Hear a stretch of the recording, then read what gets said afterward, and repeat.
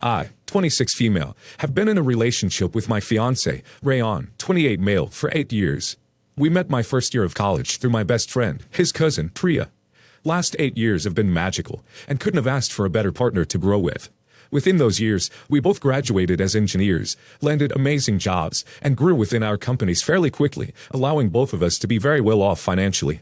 We bought our dream home, got engaged, moved in together, traveled the world, and had our now 2-year-old daughter. During these 8 years, he has met everyone in my family, and they adore him.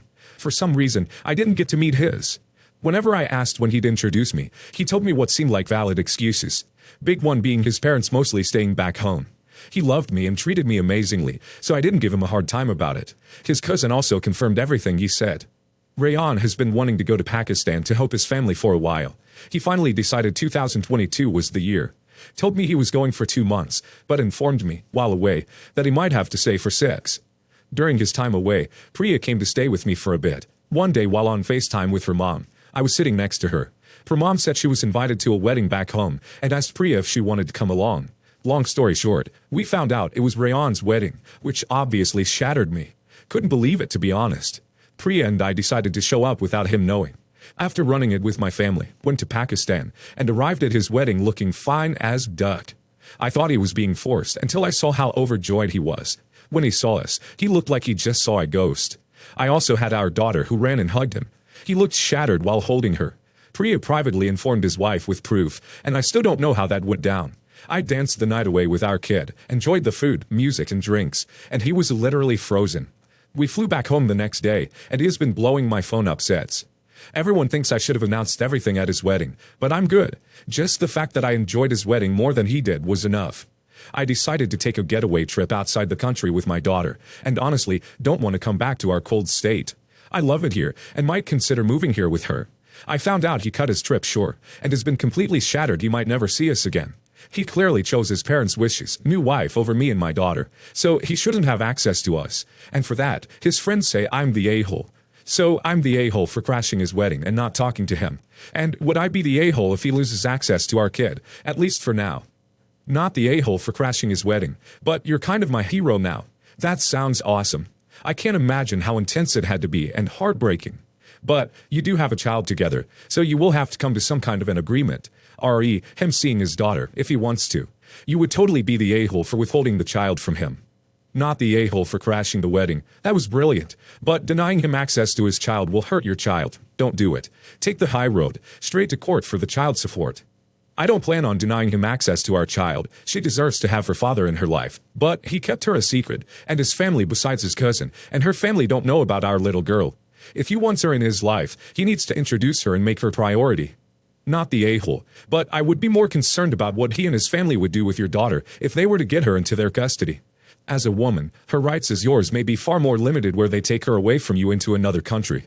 As an unmarried woman, in their eyes, and possibly in the eyes of the government of their country, you would possibly be viewed as unfit to keep your daughter. Please be careful not to leave your daughter alone with him or his family. You may not think he's capable of doing anything towards your daughter, but you didn't know he was capable of abandoning you to marry someone of his family's choosing. You obviously don't know him as well as you thought, for no fault of your own. He was literally leading a double life. So please don't trust him with your daughter. My family is Vietnamese, and our parents were typical Viet parents. They immigrated to the US, and the entire time we were growing up, they emphasized the importance of education. They pushed us hard, and extracurricular activities that didn't boost our chance of getting into college were not allowed. I hated seeing my friends join the cheerleading squad while I had to be in band. My friends were able to go to school dances, while I had to go to tutoring. I resented my parents for many years and told them so. Their answer were always the same.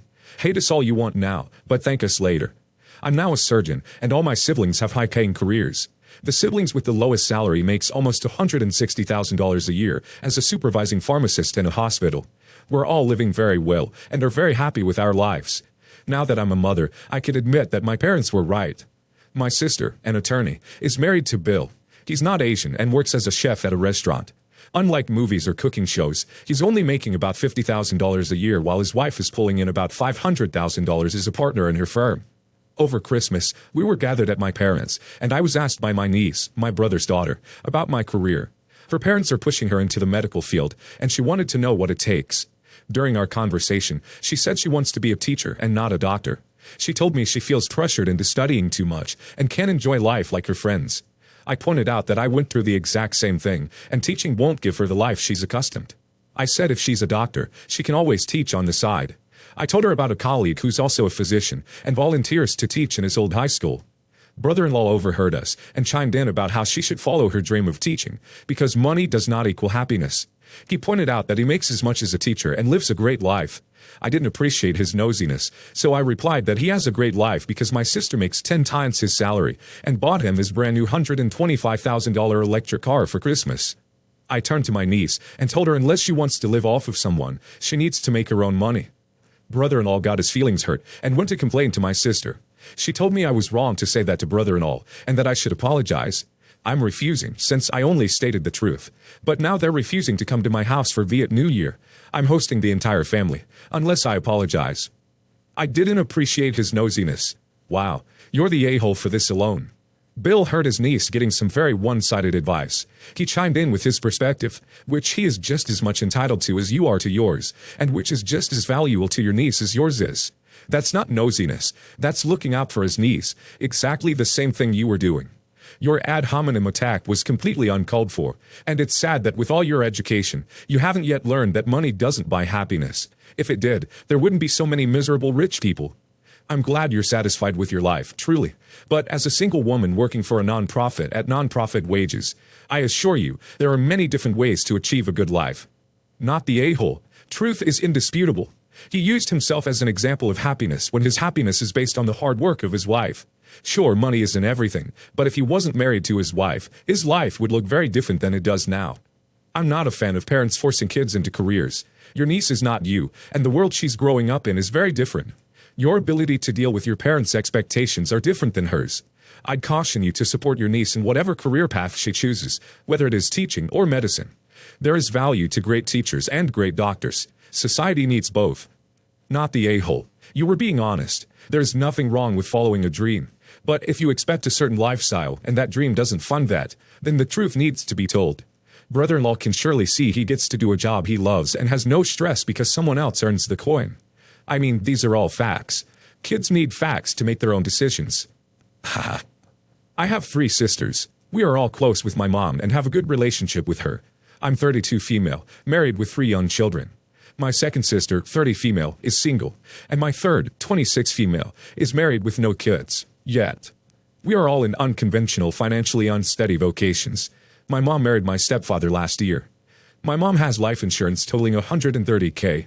She's not the healthiest, so talk about death plans has come up to prepare for the future. She previously named each of us as her insurance beneficiaries. Stepfather 25%, me 25%, sister number 1 25%, sister number 2 25%. We've been insurance beneficiaries since we were teenagers, and my mom divorced my dad. But now, she suddenly announced that she decided to give 100% of the insurance benefits to her new husband. I expressed that I was confused about this, because she had previously officially designated to each of us a 25% share to help us all after she passes. I reminded her that her husband would receive 100% of her Social Security benefits, thousands of dollars, and 100% of her bank account, which is understandable to me, but to leave all of us out of her life insurance as beneficiaries felt dismissive of us. She said $130K doesn't go far in America, and that her husband needs all of that money and more to help him with all of his costs after she dies. She's worried he'll struggle after she dies. I told her even if he gets a larger portion of life insurance, 40% for him, 20% each for us siblings, it makes more sense than leaving us out completely. She said again, I don't want him to be poor. I said, okay, what about us? You have 3 grandkids. My own monthly earnings is already a struggle as a missionary.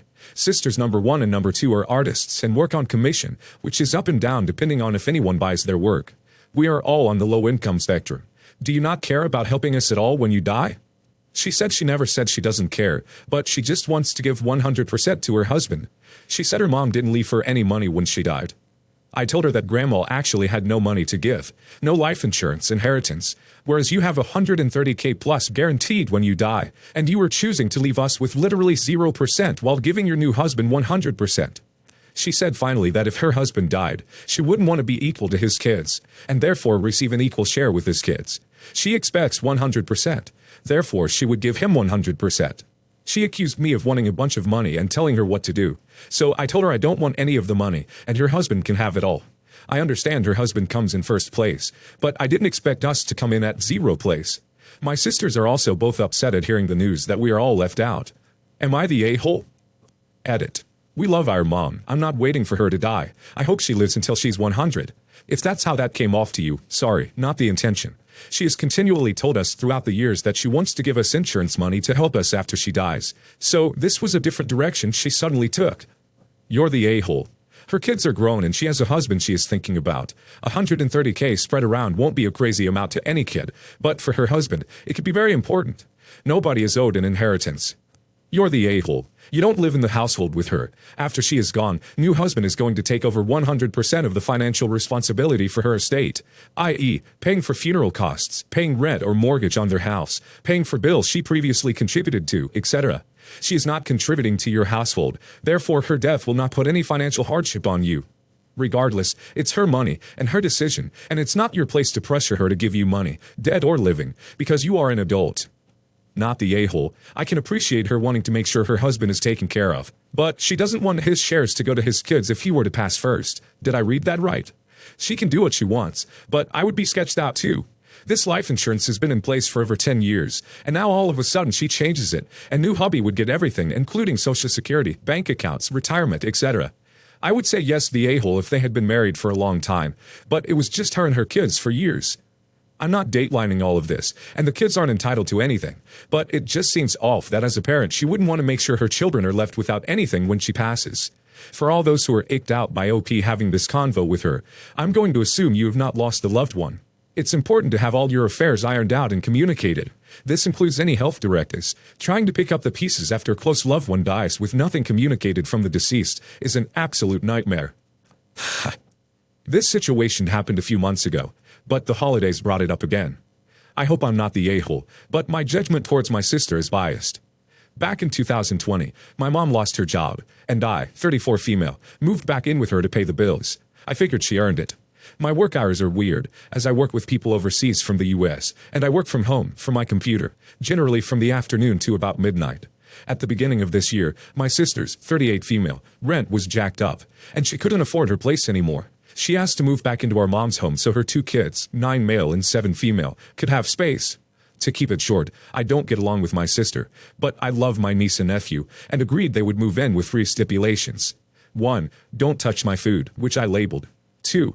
No one touches the room I made my office. 3. As I sleep late, no noise before 10 in the morning. My sister agreed to these, but it didn't take long before she started pushing. My food started disappearing. She was complaining about me getting 2 rooms when her kids had to share. And she would non-stop make noise in the morning, saying they're just kids, when I'd yell at them to keep it down. It culminated when I was woken up at 8:30 by the kids screeching outside my door, after I didn't get to sleep until 3 because, again, I was working. She told me to get a real job and join the real world, and we had a huge fight. I couldn't do it. I told my mom they had to leave. She reluctantly agreed.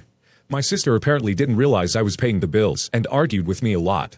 She didn't think it was serious until she was basically thrown out and had to move in with our dad, who only has a 2-bedroom apartment. She's still pissed and started a fight about it over the holiday. Some of my aunts and uncles said I should have been more tolerant, since now she and 2 kids are sharing 1 room in Dad's apartment. But I'm pissed that I'm paying most of the bills and I wasn't allowed to keep my chips and soda to myself. Am I the a-hole? Not the a-hole. She agreed to the rules. When she started breaking the rules, she didn't apologize or want to try to negotiate new ones. She just made excuses and insulted you. What the duck is up with people who think remote work isn't a real job? Maybe she should get a better job herself if she can't afford to rent her own place. You're even paying the bills where you live at your mother's home. And no, again, you paid the bills and bought your own stuff. They could have bought theirs, not the a-hole. When I was a child, my father had shift work. Sometimes it was overnight. Me and all of my siblings were completely quiet until we left the house. We were young children. People think children are incapable of anything because they just don't want a parent. She is a complete a-hole.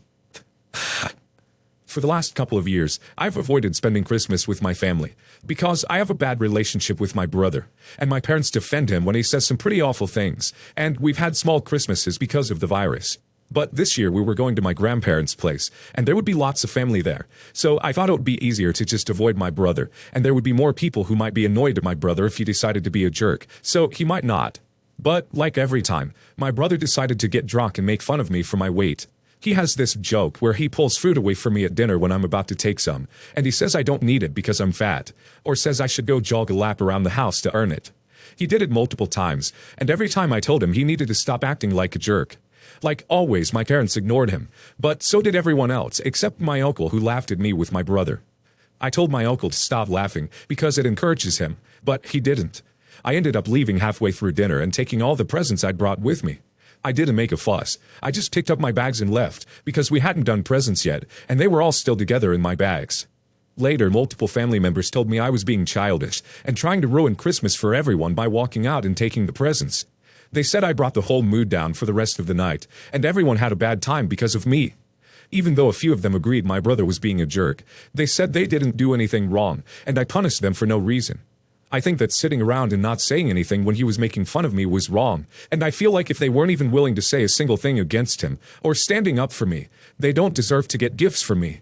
Also, I think it's a bit of an overreaction to say I ruined Christmas, just because I quietly walked out, and because they all got one or two less presents than they would have. Not the a-hole. Your family was more upset by losing your presents than they were with the way you were being treated. They're not worth your concern. Not the a-hole. You made a good choice by leaving. The fact that you left quietly shows a level of class and respect that your family seems to lack. I hope you find others to spend the holidays with who actually understand the meaning of holiday spirit. Find some happiness, and don't let them guilt you about it. Blood relative doesn't mean you need to absorb aggression. Not the a-hole. This is a pretty typical and bass-backwards family dynamic. Everyone agrees that the aggressor is wrong, but they also agree that the victim should just keep quiet and keep the peace. You brilliantly asserted your boundaries without making a scene. You didn't ruin Christmas. They did, by expecting one innocent person to suffer just because no one wants to stand up to the aggressor. They ruined Christmas for themselves. They're just mad because deep down they know that they're wrong for staying quiet, and you being so reasonable just makes them look extra bad. Good job, OP. Hugs.